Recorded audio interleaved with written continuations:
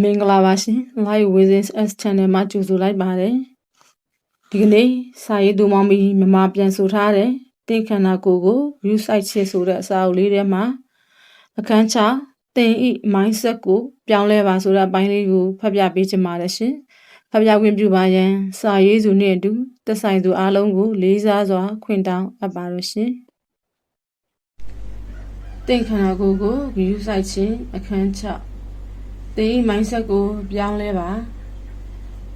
ရွယ်ရောက်ပါပြီဆိုကြတဲ့ကအချိန်များစုတွင်ကိုယ်လေးချိန်ပြဿနာနှင့်နှပန်းလုံးနေကြရတော့ကျမနှင့်အလိုရင်းနှီးတည်တကယ်ချင်းတယောက်ကျမမှာရှိပါသည်သူမကတကယ်ကိုကြည်ကောင်းပါသည်သို့တော့ဒုတိယကလေးမွေးပြပါပြီဆိုကြတဲ့ကကိုယ်လေးချိန်နှင့်ပတ်သက်၍ဂရုမထားတော့ပဲလက်လွတ်စပယ်နေလာခဲ့သည်ယခုသူမမှာရှိသည့်ကိုယ်လေးချိန်ထက်85ပေါင်ကျော်တက်နေသည်ကိုတွေ့လိုက်ရတော့သူမအတော်စိတ်သက်သာသွားသည်ကိုဆွဲဆောင်မှုမရှိပြည့်မှုမရှိသူတယောက်လိုခံစားမိသည်ပေါ်ပင် dry ရဲ့နီလန်ပေါင်းစုံကိုလိုက်လုပ်ကြည့်တော့လဲရှင်းရင်းဆွဲတဲ့ပိုလို့သာဝေတိုးလာပါသည်နောက်ဆုံးမတော့သူမမှာဟော်မုန်းနဲ့ပတ်သက်၍အမှားယွင်းတစ်ခုခုများဖြစ်နေမလားကိုလေးချိန်ကြာတင်ပြီးချွေရင်းချက်တစ်ခုခုများဖြစ်နေမလားစဉ်းစားကဆရာဝန်စီတို့တွားပြခဲ့သည်တကယ်တော့သူမဤကိုလေးချိန်နဲ့ပတ်သက်၍သူမမှာဆက်ရွတ်သိငယ်စိတ်လွန်ကြီးမားရာဆရာဝန်တော့ပြသည့်အလုပ်တွေအတော်အားမွေးလိုက်ရပါသည်ပြရမည့်အချိန်တွေရောက်နေဆရာဝန်ဤအောင်ချိန်ဆက်ပေါ်သို့တရားမည်ကိုလည်းသူမအသိထားသည်သို့တော့ကိုမာနာကိုမျိုးချပြီးရချိန်မပြတ်သွားခဲ့သည်သူနာပြုကိုတောင်ကိုလေးချိန်ချိန်ပေးဖို့ခွင့်ပြုပြီးလိုက်သေးသည်အခန်းငယ်အတွင်းမှာဆရာဝန်လာကိုကနာမငြိမ်ဆောင်ဆိုင်နေပြန်သွားရရင်ကောင်းမလားလို့သူမစဉ်းစားသည်ပြန်တော့မိဆဲဆဲအတွင်မှာဒေါက်တာနောက်ဆက်ကအခန်းထဲဝင်လာပါသည်သူကကျမတငယ်ချင်းကိုလက်ဆွဲနှုတ်ဆက်ပြီးခမည်းအဝလိုနေတာဘယ်လောက်ကြာပြီလဲဟုမိကွန်းထုံးလိုက်သည်ဘလို့အဝလိုနေတကယ်ကြီးလားသူဒီချက်ပို့ပြီးပြောပြောင်နဲ့အားတက်စေမဲ့စကားမျိုးမပြောတတ်တော့ဘူးလားထိုအခါဆရာဝန်နှင့်ပြသမှုကကျမတငယ်ချင်းစိတ်ဝရဏအတွက်ဘာမှအကျိုးမထူးခဲ့ပါရခင်ကတည်းပို့ပြီးပြိုလဲရိုင်တဲ့ကထိုနေရာမှသူမထွက်လာခဲ့ရပါသည်အချိန်တန်ကြာ၍သူမအိတ်တန်ရအနေငယ်သက်တန်လာပြီးသည့်အနောက်စောကပြဿနာကိုပင်နောက်ထပ်ဆရာဝန်တဦးနှင့်ပြကြည့်ရန်စီစဉ်မိပြန်သည်ဤတစ်ချိန်ကနောက်ဆုံးအချိန်ပြည့်သူမရဲစုမိခြင်းဖြစ်သည်ရခင်အတွေ့အကြုံကြောင့်စိတ်ပူပန်နေမိတော့လဲနောက်ဆုံးမျှော်လင့်ချက်ကြိုးတစ်မြစ်ဖြင့်ဆရာဝန်တစ်ဤရုံးခန်းသို့ရောက်ရှိလာခဲ့သည်ဆောင်ဆိုင်ခန်းအတွင်းမှာထိုင်ဆောင်နေရင်ဒီတစ်ချိန်တော့သူမ၏ဘဝအတွက်မဖြစ်နိုင်ဘူးဟုထင်ရသည့်အခက်အခဲကိုဖယ်ရှားပြပါရန်ဘုရားသခင်စီမှာဆုတောင်းသည်တိတ်မကြခင်မှာပဲဒေါက်တာကန်တရားကအခန်းအတွင်းသို့ဆိုက်မြိုက်ဝင်လာပါသည်သူကကျမချစ်တော်တကယ်ကြီးကိုတစ်ခက်ကြည့်လိုက်ပြီးခမကြည့်ရတာကျမ်းမာဆိုပြေးနေတာပဲနော်ဟုပြောလိုက်သည်ဒီတစ်ခါတော့မတူညီတဲ့အစတင်မှုပါပဲနော်ထို့နောက်တွင်သူကသူမကိုလေးချိန်ကိုချလို့ရင်ချနိုင်ကြောင်းကျမ်းမာကြခိုင်သောခန္ဓာကိုယ်ကိုပိုင်ဆိုင်လိုခြင်းပိုင်ဆိုင်နိုင်ကြောင်းပိုင်ဆိုင်နိုင်မည်ဖြစ်ကြောင်းနွေးထွေးနှင့်နှစ်လိုဝေရာစကားတို့ကိုအကြံပြုပြောကြပါသည်ဒါကမဖြစ်နိုင်သောအလုပ်မဟုတ်ပါဘူးဟုလည်းသူကထလောင်းပြောပါသည်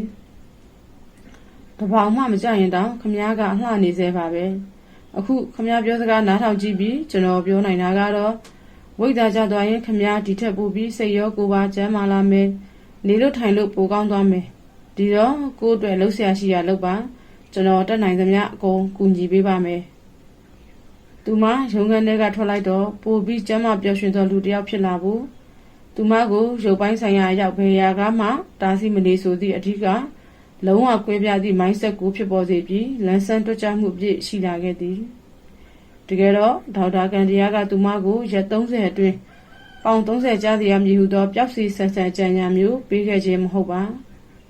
သူမရဲ့အသက်အရွယ်လက်ရှိကိုလေးချိန်ခန္ဓာကိုယ်အချိုးစားနေ့စဉ်လုံဆောင်တာအဆင့်အစသည့်အချက်များအလုံးပေါ်အခြေခံပြီးသူမ၏ဇီဝရုပ်လောင်ကျွမ်းမှုနှင့်အသင့်တော်ဆုံး level တစ်ခု၌အလုံးလုံးဆောင်နိုင်ရေးကိုဦးစားပေးကနေ့စဉ်စားသုံးရန်လိုအပ်သည့်ကယ်လိုရီပမာဏကိုသူမအားပြောပြလိုက်ခြင်းပင်ဖြစ်သည်တရားလျင်ပမာဏနည်းနည်း9ချိန်စားတော့ရန်လည်းအကြံပြုလိုက်သည်နောက်ဆုံးနေ့ဖြင့်တပတ်လျင်3-4ရက်2မိုင်မှ3မိုင်လမ်းလျှောက်ရန်အကြံပေးလိုက်သည် ဤအကြံပြုချက်အားလုံးလိုက်နာရန်ခက်ခဲသည့်ပုံမပေါ်ပါထို့ကြောင့်အကြံပြုချက်များအတိုင်းလိုက်နာလှုပ်ဆောင်ခဲ့ရာသူမ၏ကိုယ်လေးချိန်မှာဖြည်းဖြည်းနှင့်မှန်မှန်လျော်နေလာပြီးကြံ့ခိုင်ကျမ်းမာမှုအစစ်စစ်တိုးမြင့်လာခဲ့သည်ယခုတော့သူမရည်မှန်းထားသောကိုယ်လေးချိန်သို့ရောက်လူနီးပေပြီသူမကကျမကိုအံ့ဩစေလောက်အောင်လုပ်နိုင်ပါသည်မိုင်းဆက်မှာအပြောင်းလဲတစ်ခုကမြေကြီးအရာကိုဖြစ်စေပြီးမြောက်နိုင်စေပါသည်ဟုသင်ထင်ပါသလားကျမတကယ်ချင်းကတော့အရှုံးမှနေမျောနေရာကနေအနိုင်ကိုရရှိလိုက်ပါသည်တို့ဖြစ်ရာယနေ့သင်ဤမိုင်းဆက်ကမြည်တို့ရှိပါသနည်းမိမိကိုယ်ကိုအရှုံးသမားဟုမြင်ပါသလားနိုင်ရသူဟုမြင်ပါသလားမိမိကိုယ်ကိုမကောင်းမြင်အတွေးများမတွေးပါနှင့်သင်နှင့်ပတ်သက်၍သူများပြောသမျှမကောင်းရာမကောင်းကြောင်းများကိုလက်မခံပါနှင့်အဲ့ဒီအစားသင်လုံနိုင်သည်ကိုစဉ်းစားပါအရာအလုံးကိုသင်လုံနိုင်ပါသည်သင်၏စိတ်ကိုပြောင်းလဲပါဒါဆိုရင်သင်၏လက်တွေ့ဘဝကိုပြောင်းလဲနိုင်ပါလိမ့်မည်တန်တိတ်တဲ့စကားငါကနိုင်သူရှုံးသူမဟုတ်ငါကိုငါပို့ပြီးကျမ်းမာပျော်ရွှင်တဲ့ပုံစံဖြစ်အောင်ပြောင်းလဲနိုင်တယ်အဲ့ဒီအတွက်စိတ်လှုပ်ရှားမျောလင့်နေမိတယ်ကျမ်းမာချမ်းသာကြံပြုလာဒါရဲ့ plans တွေအများကြီးရှိပါသည်မြည်ဒီကသင်အတွက်အစဉ်ပြေဆုံးဖြစ်လိမ့်မည်ဆိုသည်ကိုသိဖို့ခက်ပါသည်အကောင်းဆုံးကြံဉာဏ်ရှိပါသလားကျမတကယ်ချင်းလှုပ်တယ်လို့လှုပ်ဆောင်ကြည့်ပါသင်နှင့်အသင့်တော်ဆုံးကိုလေးချိန်ကိုရရှိဖို့ရုပ်ပိုင်းဆိုင်ရာအရာဘယ်တားဆီးမှမရှိကြောင်းသိကြအောင်ဆရာဝန်စီတွားပြကြည့်ပါပြီးလျှင်စားသောက်မှုပုံစံတစ်ခုလမ်းညွှန်ပေးပါရန်ဆရာဝန်ကတောင်းဆိုပါဒါရက်တွေကယာယီသဘောသာဖြစ်ပါသည်သို့သောစားသောက်မှုအလေးထားကိုပုံစံပြောင်းလဲခြင်းကတာရှည်တည်မြဲပြီးတသက်မထဲဖြစ်သည့်ဘဝတသက်တာညှိနှိုင်းနေထိုင်မှုပင်ဖြစ်ပါသည်လိုက်ပါနာဆင်ပေးကြတော့တူတယောက်ချင်းစီတိုင်းကိုအထူးပဲကျေးဇူးတင်ရှိပါတယ်ရှင်ဘေးအန္တရာယ်ကင်းရှင်းလို့